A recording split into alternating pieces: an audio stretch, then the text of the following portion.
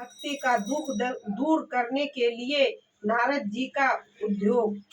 नारद जी ने कहा, बाले तुम व्यर्थ ही अपने को क्यों खेद में डाल रही हो? अरे तुमने इतनी चिंतातुर क्यों हो? भगवान श्री कृष्ण के चरण कमलों का चिंतन करो, उनकी कृपा से तुम्हारा सारा दुख दूर हो जाएगा।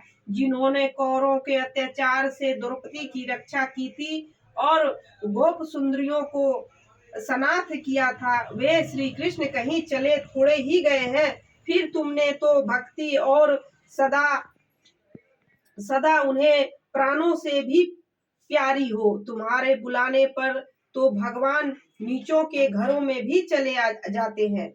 सत्य, त्रेता और द्वापर, इन 3 युगों में ज्ञान और वैराग मुक्ति के साधन थे, किंतु कलयुग में तो केवल भक्ति ही ब्रह्मस्य युज मोक्ष की प्राप्ति करने वाली है।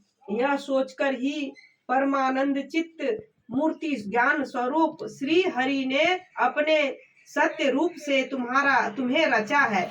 तुम साक्षात श्री कृष्ण चंद्र की प्रिया और परम सुंदरी हो। एक बार जब तुमने हाथ जोड़कर पूछा था कि मैं क्या करूं, तब भगवान तुम्हें यही आज्ञा दी थी कि मेरे भक्तों का पोषण करो। तुमने भगवान की वह आज्ञा स्वीकार कर ली।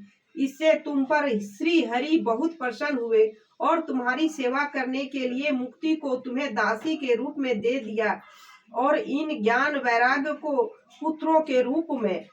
तुम अपने साक्षात स्वरूप में वैकुंठ धाम में ही भक्तों का पोषण करती हो। भूलोक में तो तुमने अपनी पुष्टि के लिए केवल छाया रूप धारण कर रखा है।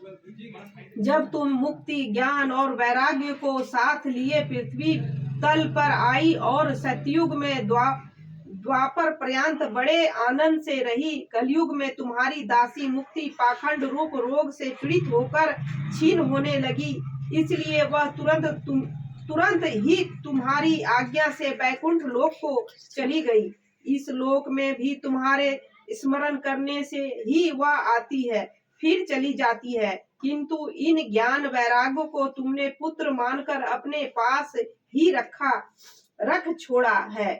फिर भी कलयुग में इनकी उपेक्षा होने के कारण तुम्हारे ये पुत्र उत्साहहीन हो और वृद्ध हो गए हैं। फिर भी तुम चिंता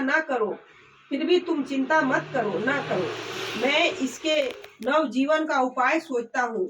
सुमुखी कली के समान कोई भी युग नहीं है।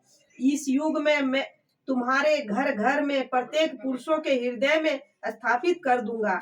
देखो, अन्य सब धर्मों को दबाकर और भक्ति विषय महोत्सव को आगे रखकर यदि मैंने लोक में तुम्हारा प्रचार न किया तो मैं श्री हरि का दास नहीं।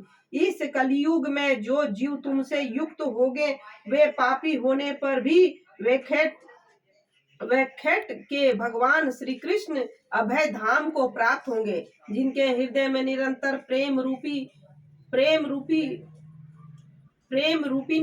भक्ति निवास करती है, वे शुद्धांत कारण पुरुष स्वप्न में भी यमराज को नहीं देखते। जिनके हृदय में भक्ति महारानी का निवास है, उन्हें प्रेत, पिशाच, राक्षस या दैत्य आदि स्पर्श करने में भी असमर्थ नहीं हो सकते। भगवान तप, वैद्य, ध्यान, यज्ञ, ज्ञान और कर्म आदि किसी भी साधन से वश में नहीं किया जा सकता। वे केवल भक्ति से ही वशीभूत होते हैं। इनमें श्री गोपी जन प्रमाण है। मनुष्यों का सहस्त्र जन्मों के पुण्य प्राप्त से भक्ति के अनुराग होता है। कलयुग में केवल भक्ति ही सार है। भक्ति से तो साक्षात श्री कृष्ण चंद्र सामने उपस्थित हो जाते हैं। जो लोग भक्ति से द्रोह करते हैं वे तीनों लोकों में दुख ही दुख पाते हैं। पूर्व काल में भक्त का तिरस्कार करने वाले दुर्वासा ऋषि को बड़ा कष्ट उठाना पड़ा था। बस व्रत, तीर्थ, योग, यज्ञ और ज्ञान चर्चा आदि बहुत से साधनों की कोई आवश्यकता नहीं है। एकमात्र भक्ति ही मुक्ति देने वाली है।